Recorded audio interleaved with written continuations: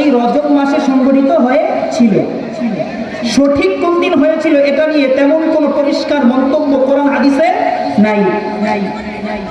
অধিকাংশ উলামায়ে কেরাম বলেন এই 27শে রজব, আজকে যে রজব মাসের 27 তারিখ, এই দিনেই হওয়ার সম্ভাবনা সবচাইতে বেশি। তো এক প্রকার আমাদের দেশে এই 27শে রজব মেরাজ হিসাবে আমরা পালন করে থাকি। তো এই মেরাজে আল্লাহ রাসূল সাল্লাল্লাহু আলাইহি ওয়াসাল্লাম মেরাজে গমন করার পরে সেখানে আল্লাহ তাআলা রাসূল করিম সাল্লাল্লাহু আলাইহি ওয়াসাল্লামকে জান্নাত এবং জাহান্নাম ভ্রমণ করিয়ে দেখিয়েছেন। জান্নাত দেখাইছেন, অতঃপর জাহান্নাম দেখাইছেন। জাহান্নাম দেখানোর পর ধাপে ধাপে আল্লাহ রাসূল সাল্লাল্লাহু আলাইহি ওয়াসাল্লাম জাহান্নামীদের বিভিন্ন শাস্তি প্রত্যক্ষ করলেন, দেখলেন। আল্লাহ রাসূল সাল্লাল্লাহু আলাইহি ওয়াসাল্লাম এক প্রকার লোকদেরকে দেখতে পেলেন। খুব মনোযোগ দিয়ে শুনেন। এক ধরনের লোকদেরকে দেখতে পেলেন, তাদের পাগুলো ছোট ছোট। এই ঘটনাগুলো কেন বলা হবে? যেই কারণে এই ধরনের লোকদের এই প্রকার শাস্তি হচ্ছে, আমাদের দ্বারা যেন এই ধরনের কাজ সংঘটিত না হয়। দেখলেন এক ধরনের লোক, তাদের পাগুলো ছোট ছোট, পায়ের তুলনায় দেহগুলো অনেক বড়, দেহগুলো অনেক বড়।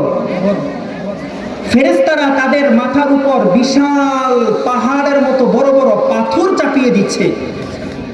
পাথরটা যখন তাদের মাথার উপরে দেওয়া হয়, ওই পাথরের নিচে পড়ে তারা পিষ্ট হয়ে যায়, একেবারে শেষ হয়ে যায়।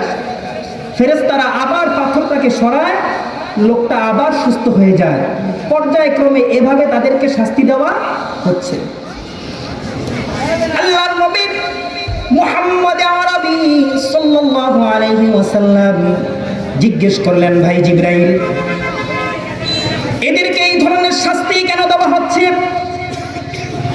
হযরত জিবরাইল আলাইহিস সালাম বলেন, ইয়া রাসূলুল্লাহ, ইয়া হাবিবাল্লাহ, এরা হলো আপনার উম্মতের ওই সমস্ত লোক যারা দুনিয়ার জমিনে তারা অহংকার করত। বলেন নাউযুবিল্লাহ।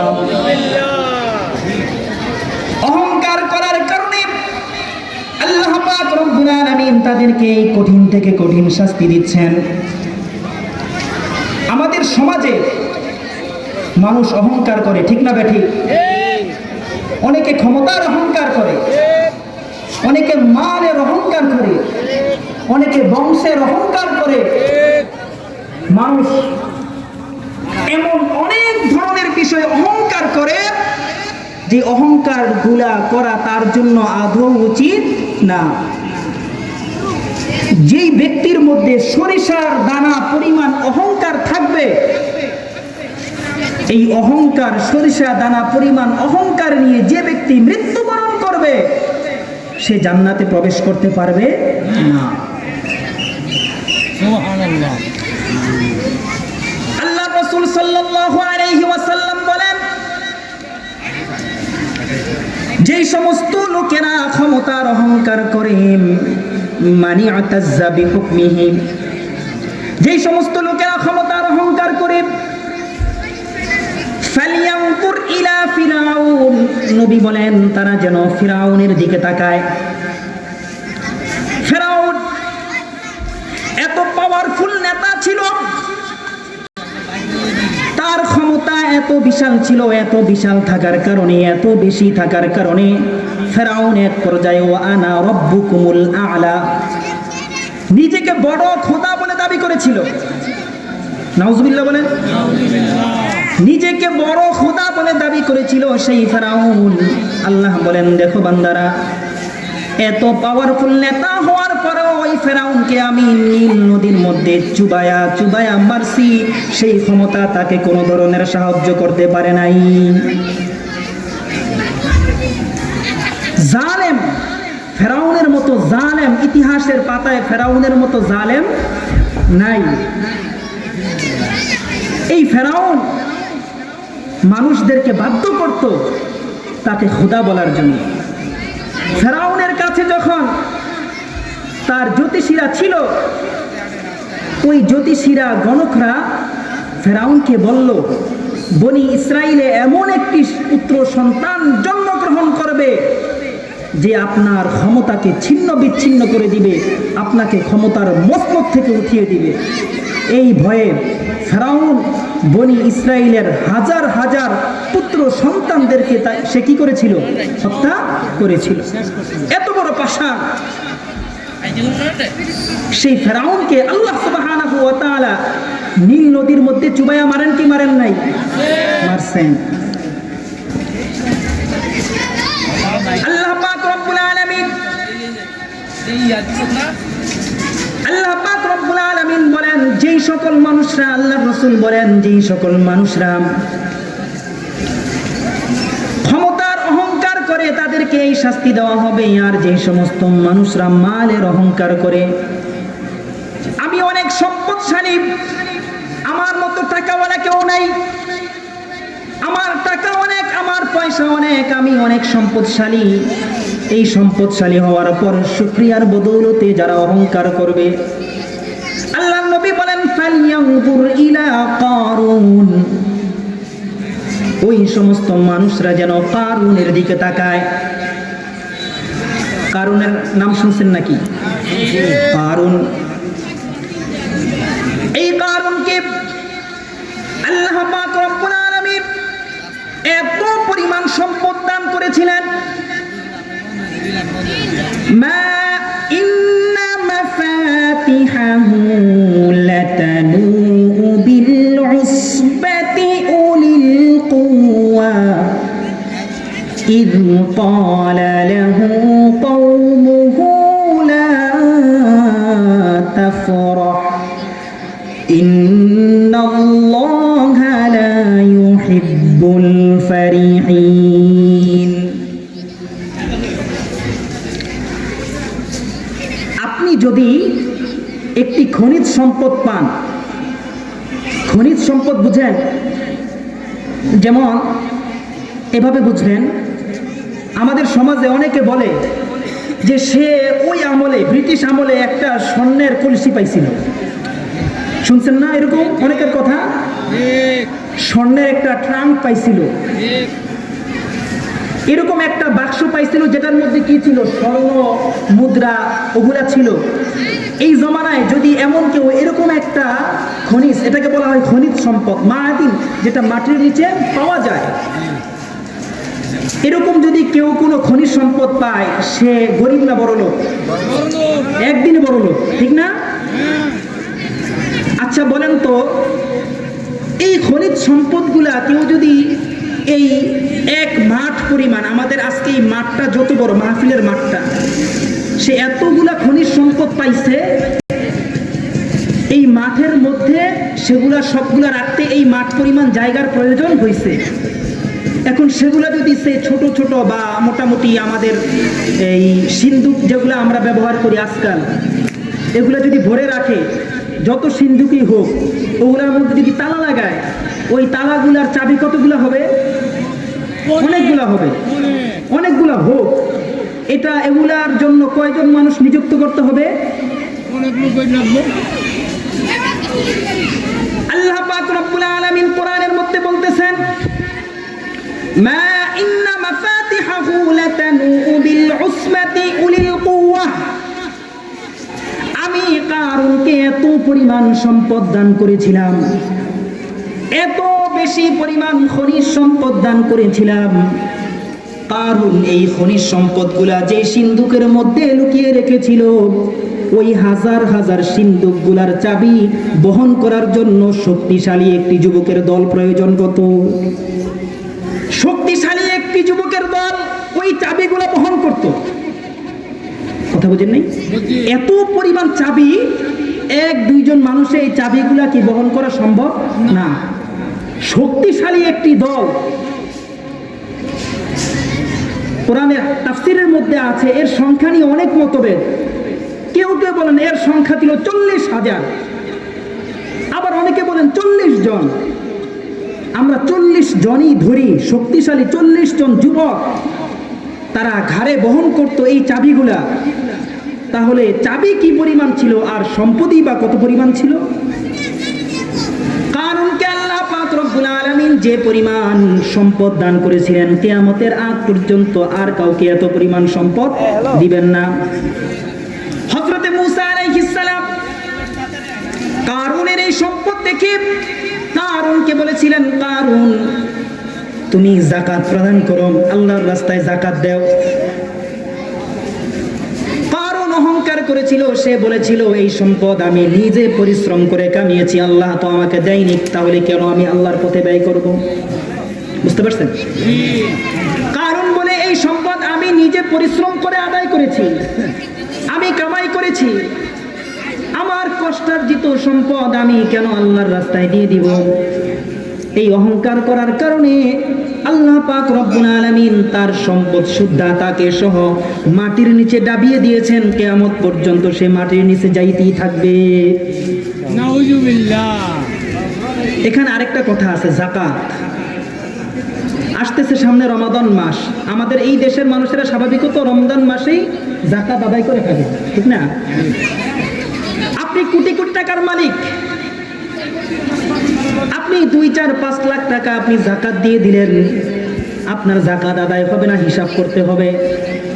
আপনার সম্পদের মধ্যে আল্লাহ পাক রব্বুল আলামিন যে 40 ভাগের 1 ভাগ যাকাত দিতে বলেছিলেন, ওই 40 ভাগের 1 ভাগ যাকাত কতটুকু সম্পদ আসে? বেশি দিতে পারবেন, কম দিলে হবে না। আপনার মন চাইছে বেশি যাকাত দেন, আপনি 40 ভাগের আপনি 10 ভাগ দেন, 5 ভাগ দেন, দেন, কিন্তু কমাস কম 1 ভাগ দিতেই হবে। এখন চিন্তা করে দেখেন আমাদের সমাজে কয়জন এই দানশীল ব্যক্তিবর্গরা আছে যারা মেপে মেপে আমার 40 কোটি টাকা থাকলে এই বছর আমার 1 কোটি টাকা কি আসছে? যাকাত আসছে। এই পরিমাণ যাকাত তারা দেয় কি দেয় না? আপনারা লক্ষ্য দিয়ে আপনারা এটা খোঁজ নিয়ে দেখেন, দেয় না, কম দেয়। তাহলে এই যে যাকাত না দেওয়ার কারণে কারুনের যে পরিণতি হলো, এর থেকে শিক্ষা নেওয়ার দরকার আছে না নাই? আল্লাহ পাক রব্বুল আলামিন আমাদের যাদেরকে সম্পদশালী করবেন বা করেছেন, আমরা যেন ইসলামের বিধান অনুযায়ী, শরীয়তের বিধান অনুযায়ী যাকাত আদায় করতে পারি। আল্লাহ যেন সেই তৌফিক দান করেন, বলেন আমিন। আল্লাহ পাক রব্বুল আলামিন আল্লাহ রাসূলকে বলছেন, হে রাসূল আপনি আপনার সাহাবাদেরকে জানায়া দেন, উম্মতের যেই সমস্ত উম্মতরা, যেই সমস্ত বান্দারা বংশ নিয়ে অহংকার করে, আমি খান বংশ, আমি সৈয়দ বংশ, আমি মোল্লা বংশ, আমাদের বংশ অনেক বড়, আমাদের বংশ এলাকার মধ্যে সবচাইতে সম্মানিত, আমাদের বংশ এই সমাজের মধ্যে সবচাইতে সম্মানিত, অমুক খান, অমুক মোল্লা, অমুক পাটোয়ারি, অমুক চৌধুরী থাকতে পারে। বংশ থাকাটা অস্বাভাবিক কিছু না, কিন্তু অহংকার করা যাবে না। আল্লাহ রাসূল বলেন, যারা এই বংশ নিয়ে অহংকার করে, ফালয়ানজুর ইলা আবি জাহাল, তারা যেন আবু জাহেলের দিকে লক্ষ্য করে, আবু জাহেলের দিকে তাকায়। আবু জাহেল ছিল পৃথিবীর সবচেয়ে শ্রেষ্ঠ বংশের। আবু জাহেল কোন বংশের ছিল? পৃথিবীর সবচাইতে শ্রেষ্ঠ বংশের মানুষ ছিল আবু জাহেল। ওই বংশের মধ্য থেকে দুনিয়াতে আগমন করেছিলেন কে? মহানবী সাল্লাল্লাহু আলাইহি ওয়াসাল্লাম যেই বংশের, আবু জাহেল সেই বংশের।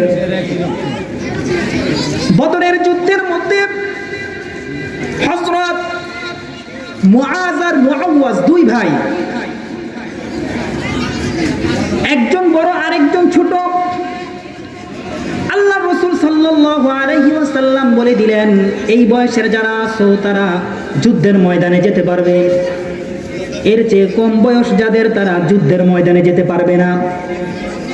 এই হিসাবে 2 ভাইয়ের মধ্যে 1 ভাই টিকে গেল, আরেক ভাই টিকতে পারলো না। আল্লাহ রাসূলকে বললেন, ইয়া রাসূলুল্লাহ আমিও যুদ্ধে যেতে চাই, আমাকে যুদ্ধে নিয়ে যান। আল্লাহ রাসূল বলেন, মুআজ রে, তোমার বড় ভাই মুআওয়াজ সে যুদ্ধে টিকে গেছে, তোমার বয়স হয় নাই, এই জন্য তুমি যাইতে পারবে না। হযরত মুআজ বলেন, ইয়া রাসূলুল্লাহ যদিও সে আমার বড় ভাই, কিন্তু তার চাইতে আমার শরীরের শক্তি বেশি। এটা যদি আপনি দেখতে চান, আমাদের দুইজনের মধ্যে একটা পরীক্ষা করে দেখেন। আল্লাহ নবী বললেন, তোমরা দুই ভাই কুস্তি লাগো, আমরা দেখি। হযরত মুআজ রাদিয়াল্লাহু তাআলা আনহু বড় ভাই মুআওয়াজের কানে কানে গিয়া বলেন, ভাই রে, আমি জানি তুমি আমার থেকে বেশি শক্তিশালী, কিন্তু তুমি যদি আমাকে কুস্তিতে হারিয়ে দাও, আল্লাহর রাসূল আমাকে জিহাদের ময়দানে যাওয়ার অনুমতি দিবেন না।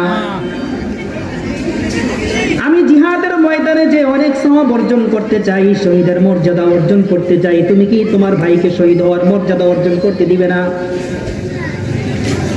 তুমি যদি কুস্তি লাগার সময় আমি তোমাকে ধাক্কা দেওয়ার সাথে সাথে যদি তুমি পড়ে যাও, তাহলে আমার শক্তি বেশি, এটা প্রমাণিত হবে, তাহলে আমি যুদ্ধের ময়দানে যেতে পারবো।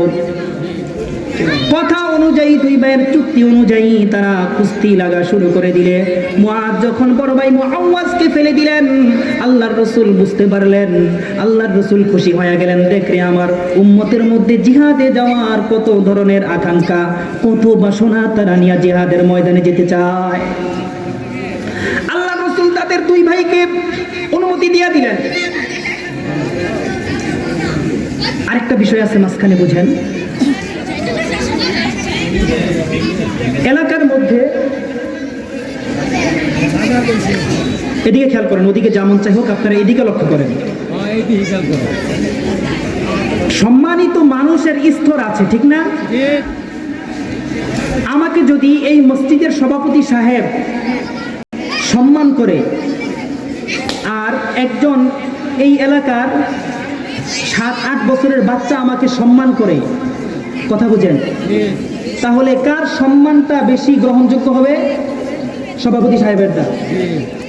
ছোট বাচ্চা যতই সম্মান করুক, এটা কি তেমন একটা গ্রহণযোগ্যতা হয় না, ঠিক না? এই আপনারা কথা বললেন না, আস্তে ধীরে। হ্যাঁ, আবার ছোট বাচ্চারা, ছোট মানুষ যদি আপনাকে অপমান করে, এই অপমানটা গায়ে লাগে বেশি। আপনার সমবয়সী মানুষ, আপনার মুরব্বী আপনাকে যদি কোনো ধরনের অপমান করে, কটু কথা বলে, এটা সে বলতেই পারে। কিন্তু আমার চেয়ে ছোট বয়সে, স্তরে আসে না, পড়াশোনা নাই, যোগ্যতা নাই, কিছু নাই, আমাকে এসে বকা দিতেছে, আমাকে খারাপ খারাপ ব্যবহার করতেছে, এটা মাইন্ডে লাগে বেশি, ঠিক না? দেখেন আল্লাহ সুবহানাহু ওয়া তাআলা আবু জাহেলকে কিভাবে লাঞ্ছিত করতেছেন। আবু জাহেল ছিল মক্কার মধ্যে যত বীর আছে, সকল বীরদের মধ্যে একজন শক্তিশালী বীর। ওই যুগে যুদ্ধ বিদ্যায় পারদর্শী যত মানুষ মক্কার মধ্যে ছিলেন, যুদ্ধ বিদ্যায় পারদর্শী যত ধরনের মানুষ ছিলেন, যেই কয়জন মানুষ ছিলেন, আবু জাহেল তাদের মধ্যে অন্যতম। ওই মুআজ আর মুআওয়াজের কোনো যোগ্যতাও নাই, এমন কোনো যুদ্ধ কৌশল তাদের জানা নাই যে আবু জাহেলের সাথে তারা মোকাবেলা করতে পারে। যুদ্ধের ময়দানে চলে গেলেন। হযরত আব্দুর রহমান ইবনে আউফ রাদিয়াল্লাহু তাআলা আনহু বলেন, বদরের ময়দানে যখন যুদ্ধ চূড়ান্ত পর্যায়ে চলমান, আমি দেখি আমার পাশে ছোট ছোট দুইটা বাচ্চা। ওই ছোট দুইটা বাচ্চা আমাকে জিজ্ঞেস করে, চাচাজি আবু জাহেল কোনটা, আপনি কি বলতে পারেন নাকি? আবু জাহেলকে দিয়ে তোমরা কি করবা? মুআজ আর মুআওয়াজ দুই ভাই বলে, ভাই আবু জাহেল নবীকে মক্কায় অনেক কষ্ট দিয়েছে, অনেক লাঞ্ছিত করেছে, অনেক অপমান করেছে, আবু জাহেলকে আমরা হত্যা করব। আব্দুর রহমান ইবনে আউফ বলেন, পাগলামি করো না, শুধু শুধু তার সাথে লাগতে গিয়ে নিজেদের জীবনটাকে হারিও না। বললেন, আপনি আমাদেরকে দেখায় দেন, বাকিটা আমরা সামলে নেব। হযরত মুআজ আর মুআওয়াজ ওই দুই ভাইকে আব্দুর রহমান ইবনে আউফ রাদিয়াল্লাহু তাআলা আনহু দেখিয়ে দিলেন, ওই যে উঁচা একটি উটের মধ্যে বসে আছে, ওইটাই হলো আবু জাহেল। মুআজ আর মুআওয়াজ মানুষের ভিড় ঠেলে ঠেলে দুই ভাই যখন আবু জাহেলের সামনে গেল, আবু জাহেলকে যুদ্ধের মধ্যে আমন্ত্রণ করলো। আবু জাহেল ওই যে ছোট বাচ্চা, এটাকে কোনো ভূক্ষেপ করলো না, দিল না। কিতাবের মধ্যে লেখে, ছোট দুই ভাই আবু জাহেলকে এমন ভাবে আঘাত করলো, এমন ভাবে তাকে রক্তাক্ত করলো, এমন ভাবে আহত করলো, আবু জাহেলকে উঁচা ওই উট থেকে জমিনের মধ্যে ফেলে দিল। আবু জাহেলের মৃত্যু তখন হয় নাই, আহত হয়েছে মারাত্মক। মানুষ যখন যুদ্ধের ময়দানে মারাত্মক জখম হয়ে যায়, তার পক্ষে তখন আর যুদ্ধ করা কি হয় না, সম্ভব হয় না। বদরের যুদ্ধ যখন শেষ,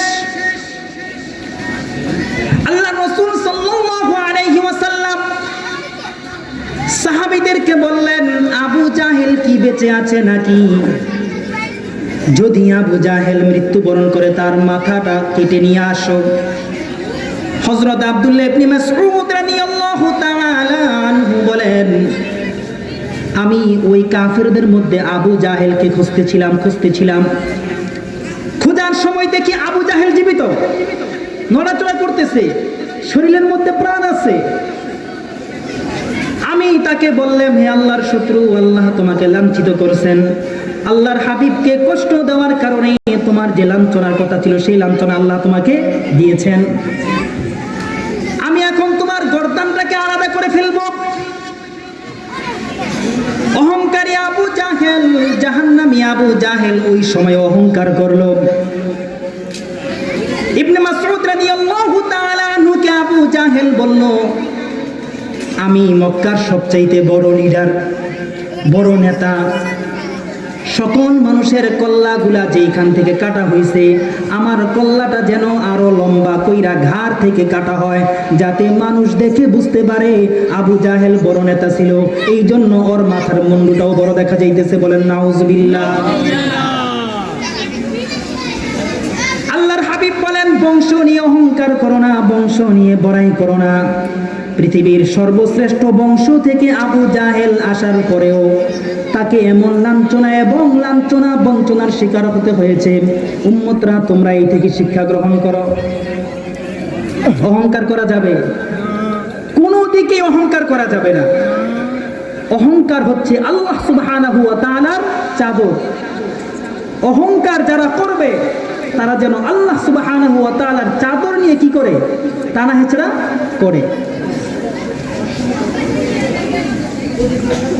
মিন খরদাল, হাদিসের মধ্যে আছে শস্য দানা পরিমাণ অহংকার যার মধ্যে থাকবে সে কখনোই জান্নাতে প্রবেশ করতে পারবে না। আল্লাহ সুবহানাহু ওয়া তাআলা আমাদেরকে অহংকার মুক্ত জীবন পরিচালনা করার তৌফিক দান করুন। আমিন।